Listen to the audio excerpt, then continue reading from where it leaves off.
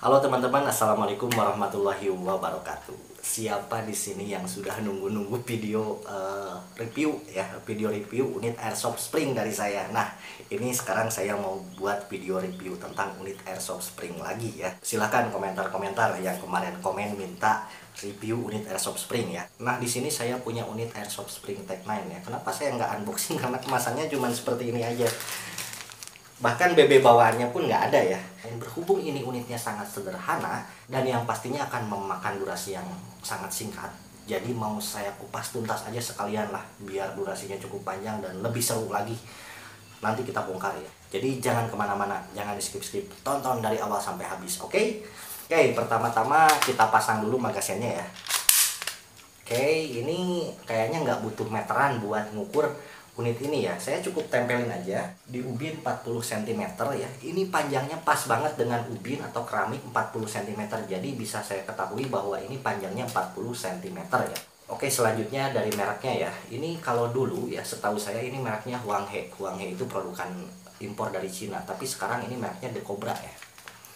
Ini mereknya The Cobra, kemudian di sini ada tulisan Made in Indonesia ya. Jadi ini sudah produksian lokal. Dan kalau saya lihat dari materialnya ini kayaknya lebih bagus dari produkan lama ya. Biasanya materialnya agak rapuh, tapi ini lebih solid, kayaknya lebih awet gitu sih materialnya. Kemudian warnanya ya, warnanya ini nggak jauh beda dengan produkan impor yang dulu yang merek Huanghe. Ini sama-sama warnanya seperti ini. Ini agak-agak kusam gitu ya. Jadi bukan plastik yang glossy, tapi agak sedikit kusam, jadi hitamnya itu bukan hitam pekat ya. Oke, kemudian ini perlu teman-teman tahu ya, bahwa kokangannya ini nggak ada per pembaliknya ya. Jadi ketika kita kokang, nah ini posisinya di belakang seperti ini. Kalau misalnya teman-teman langsung tekan trigger seperti ini bahaya banget. Ini bisa cepat rusak ya ke mekanisme dalamnya, dan bahkan bisa jadi si BB-nya pun nggak melontar. Ini harus kita balikin lagi kokangannya ke posisi semula ya, supaya si posisi silindernya itu balik lagi ke posisi semula. Baru kita bisa menekan triggernya seperti ini. Oke, tuh itu pun masih ada efek hentakan ini ya, karena nggak ada per pembaliknya. Jadi posisinya itu kadang-kadang nggak full di depan. Jadi kalau misalnya kita ngokang harus seperti ini. Nah, ini dipastikan kita agak tahan di depan seperti ini, kemudian baru kita tembak. Oke.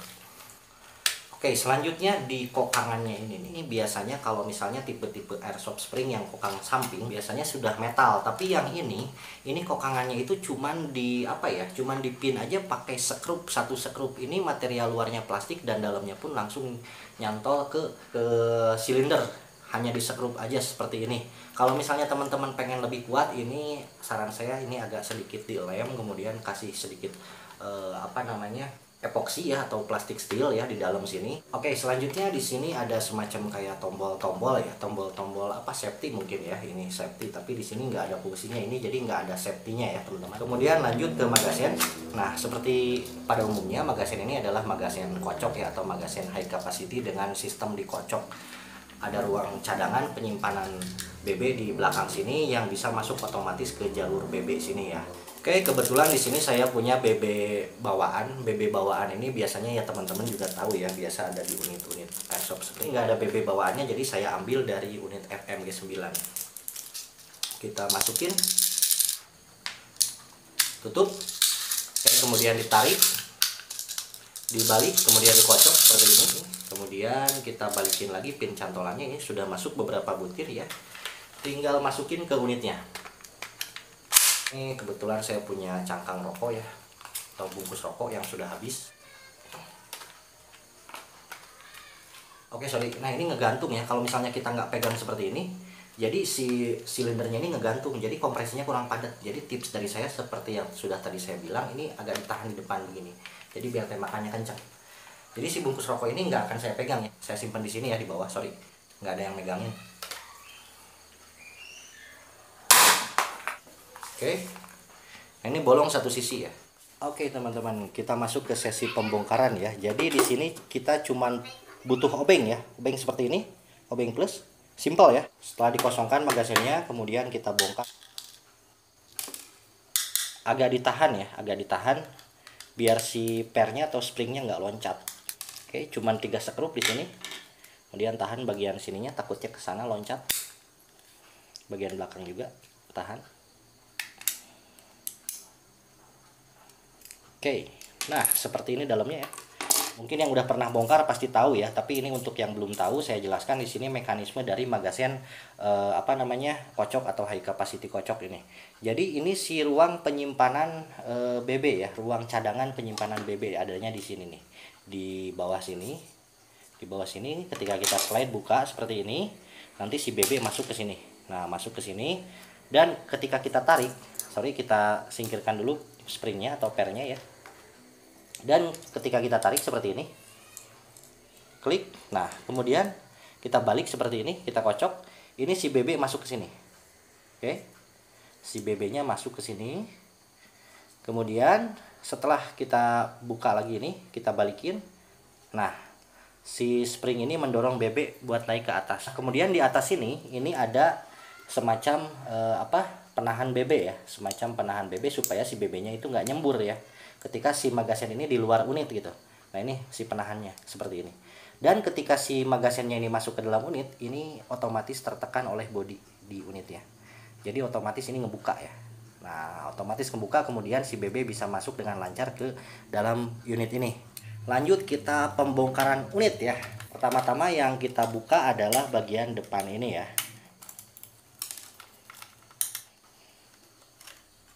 Seperti ini. Oke, setelah sekrupnya kita buka dua-duanya seperti ini, kemudian kita tarik ke depan seperti ini. Oke, nah kemudian kita buka bagian ininya nih, kokangan. Ini cuma satu sekrup ya. Oke, sekalian juga ini sekalian tutorial pembongkaran ya. Nah ini ada pinnya di sini. Kemudian kita slide ke depan seperti ini. Sip, sudah, kokangan sudah dibongkar. Lanjut kita balik, kita bongkar bodinya, kita buka satu persatu sekrupnya.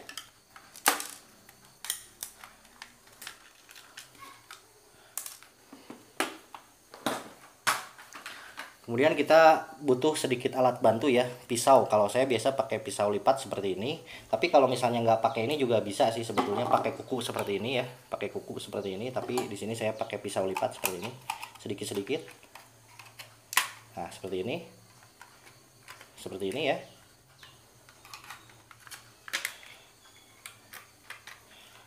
Nah setelah semua bagian atau sekelilingnya menganga seperti ini, baru kita angkat ya. Nah, oke. Nah, di sini terlihat dengan jelas bagian dalamnya. Sekalian sekarang kita review bagian dalamnya. Jadi di video ini cukup lengkap ya, dari mulai kita review bagian luar, kemudian mekanisme dan lain sebagainya, kita review juga bagian dalamnya ya, lengkap banget, komplit pokoknya. Oke, pertama-tama kita analisa dulu nih. Nah, di sini ini si bagian dalamnya nih terlihat materialnya ya. Nah, ini seperti yang tadi saya bilang ya. Ini materialnya alot, ini alot tuh, ini nggak gampang patah. Kalau misalnya kita lihat dari bagian luar kan, ini material plastiknya bagus apa enggak sih? Nah kalau kita bongkar seperti ini, kita bisa buktikan bahwa ini materialnya bagus. Biasanya kalau unit airsoft spring ini begini, ini patah nih.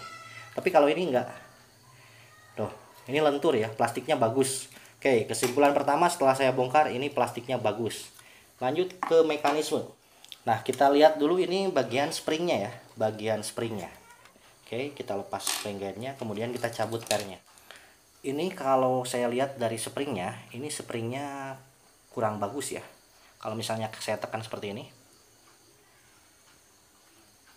Jadi saya review apa adanya nih ya. Saya tekan seperti ini, kemudian saya bengkokin. Oke. Nah, bengkok ya. Bengkok. Jadi ini materialnya kurang bagus, si pegasnya kurang bagus. Ini nggak balik ke posisi semula. Jadi jika si unit ini dipakai dalam jangka panjang, ini kemungkinan besar EPS-nya dari waktu ke waktu akan turun gitu. Nah, jadi saran saya kalau misalnya teman-teman punya unit spring yang springnya seperti ini, kalau misalnya kita bengkokin ini bengkok nggak balik lagi, saran diganti aja deh pakai spring yang lebih bagus. Oke, lanjut. Oke, selanjutnya kita bergeser ke mekanisme ya. Si magaznya ini biasanya jika di airsoft spring yang lain, si magaznya ini penahan magazinnya ini ada springnya. Jadi ketika si magazin masuk ke sini ini kuat nyantolnya. Tapi yang saya lihat di unit ini si pegasnya ini menggunakan plastik ya. Ini sudah bawaan dari magaznya seperti ini. Jadi pegasnya di sini. Nah, di sini. Ini untuk pemakaian jangka panjang kemungkinan ini akan melemah ya. Jadi saran saya untuk di bagian sini, untuk yang pengen lebih nyantolnya lebih kuat, ini dikasih sedikit spring di sini, bagian sini. Jadi biar cantolannya kuat ya. Oke, lanjut ke bagian lain ya. Nah, di bagian sini ini ada sedikit part atau komponen yang cukup membuat saya terpukau ya. Jika di bagian luarnya sini ini tidak ada safety ya, justru ini ada safety-nya. Nah, ketika kita tarik ke belakang seperti ini, kita kokang ya. Kemudian ini nyantol di sirset dan ini balik lagi. Nah, misal ini belum balik lagi ke posisi semula, jadi kita tidak bisa nembak ya. Ini ngelok otomatis. Jadi ini safety ya. Safety supaya ini tidak bisa lepas, supaya ini tidak bisa menembak ya. Oke. Dan jika ini sudah balik ke depan, ini otomatis akan menekan bagian komponen ini. Seperti ini safety-nya ya. Jika kita sudah tekan seperti ini, yang seperti saya jelaskan tadi di awal, ketika kokangannya kita tarik full ke depan, barulah ini si trigger bisa ditekan.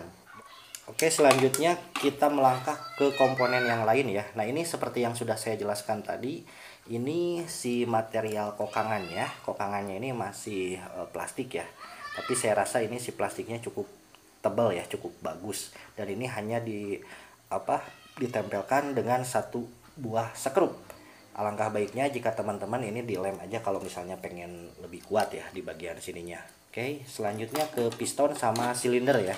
Nah, ini si piston sama silindernya ini kita tes seberapa bagus kompresinya. Cara tes kompresi seperti ini, kita tutup bagian depan, kemudian tahan, kita tarik ya. Nah, ini bahkan kayak nggak ada sama sekali kompresi ya. Kalau misalnya kompresinya yang bagus itu kayak suntikan, kalau misalnya kita tahan seperti ini susah. Jadi si kompresi yang bagus itu ketika kita tahan seperti ini biasanya pas kita tarik ini susah seperti suntikan. Tapi ini kayaknya gampang-gampang aja. Jadi ini kompresinya, saya simpulkan ini kompresinya kurang bagus ya. Kemudian metode yang kedua adalah dengan menutup dan kita posisikan si piston ini di belakang, kemudian kita dorong sekaligus seperti ini. Nah, ini baru padat di ujung ya. Tuh, segini kan. Nah, kurang lebih segini ya, kurang lebih segini. Nah, jadi angin yang kedorong kurang lebih dari sini sampai sini. Ini nggak jauh beda sama handgun ya. Dengan ukuran silinder yang cukup gede ini, saya rasa ini banyak angin yang kebuang. Untuk ukuran silinder sebesar ini sebetulnya jika kompresinya padat seharusnya bungkus rokok itu bisa tembus, tidak hanya tembus satu sisi ya. Nah, kemudian disinilah tipsnya ya. Gimana caranya supaya teman-teman mendapatkan kompresi yang maksimal ya. Kalau saya pribadi biasanya cuman menggunakan pakai kuku jempol aja seperti ini. Ini untuk sederhananya ya, untuk sederhananya. Seperti ini. Diperlebar ya, karena ini harus hati-hati. Kalau misalnya ini kita dorong terlalu kuat, ini bisa robek. Ini bisa robek. Makanya pelan-pelan seperti ini. Nah, ini hanya contoh ya, hanya contoh. Oke. Nah, kemudian kita tes lagi. Nah, ditarik agak susah. Tuh, sudah agak susah, kemudian kita dorong juga. Tuh. Ini udah agak jauh ya jaraknya. Oke. Nah, untuk metode yang lebih efektifnya, ini dibuka karetnya. Kemudian agak dipanaskan, tapi bukan dengan api sungguhan ya, bukan dengan api sungguhan. Teman-teman bisa celupin ke dalam air hangat atau air yang sedikit agak panas ya, tapi bukan panas mendidih. Bisa dicelupkan, kemudian teman-teman bisa renggangkan seperti ini. Kita buat diameternya lebih besar ya, jadi supaya si kompresinya ini lebih padat dan tembakannya atau FPS-nya lebih kencang gitu, atau lebih maksimal. Oke. Anggap aja ya, ini karena kalau misalnya tanpa dipanaskan ini akan balik lagi ke posisi semula. Tapi ini hanya contoh ya. Hati-hati robek. Oke, jika sudah cukup mengembang seperti ini, kita tes lagi. Kita tutup. Kemudian kita dorong sekaligus. Ini udah cukup bagus ya. Tuh. Didorong dia nggak ke depan. Tuh. Dia mentok ya. Oke lah, cukup lah ya segini ya. Nah, ini kompresinya lebih padat dari sebelumnya. Oke, kita melangkah dulu ke mekanisme selanjutnya ya. Nah, di sini kita lihat nih. Nah, ini cuman variasi ya, teman-teman. Ini adalah bagian penghalang inner barrel ya, supaya terlihat lebih keren mungkin. Untuk menghalangi inner barrel ini, kalau misalnya begini ini kurang enak dilihat ya. Tapi kalau besar seperti ini jadi kelihatan lebih bagus gitu. Nggak ada gunanya sih, tapi keren. Oke, kita lanjut ke inbar ya. Nah, si inbarnya ini biasanya ada bekas-bekas cetakan di sini. Nah, kalau misalnya teman-teman pengen performanya lebih maksimal, alangkah baiknya jika bagian bekas cetakan ini yang menghambat laju BB ini dikikis ya, dikikis supaya laju BB ini lebih lancar ya. Kalau misalnya kita pasang seperti ini nih ya, kemudian kita bidik dari sini tuh. Ini kotor ya, jadi terlihat kotor, jadi ada yang mengganjal gitu, jadi ada yang mengurangi laju performa BB, jadi sehingga si FPS atau si tembakannya itu melenceng atau tidak akurat, atau FPS-nya jadi kurang kencang gitu. Oke.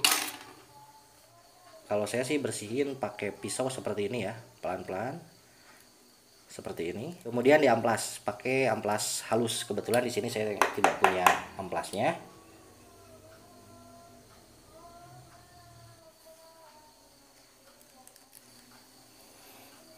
Oke, setelah dibersihkan seperti ini, kemudian kita pasang seperti ini. Nah, ini kebetulan cukup padat ya. Untuk beberapa unit airsoft spring yang di bagian sambungannya ini nggak padat, nah bisa teman-teman bubukan di sini sedikit dililit pakai seal tip ya, atau yang biasa dipakai untuk keran atau pipa air ya, yang warna putih itu. Jadi supaya si inbarnya ini nggak goyang-goyang. Tapi ini kebetulan sudah bagus ya. Si unit ini sudah bagus, bagian sambungan-sambungannya udah kokoh ya. Nah, itulah review atau kupas tuntas dari part atau komponen internal dari unit ini ya. Kemudian lanjut kita pasang lagi aja yuk.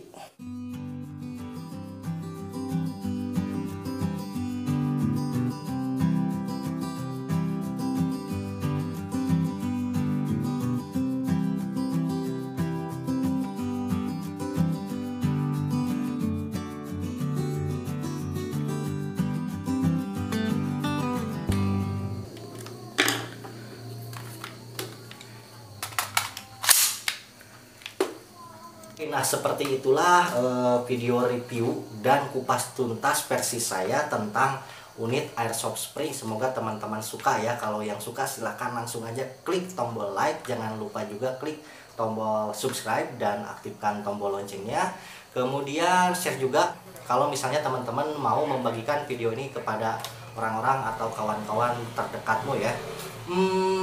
Oke, saya rasa segitu aja dulu. Cukup ya, karena sekarang udah maghrib ya. Sampai jumpa di lain waktu dan lain kesempatan di video-video saya selanjutnya.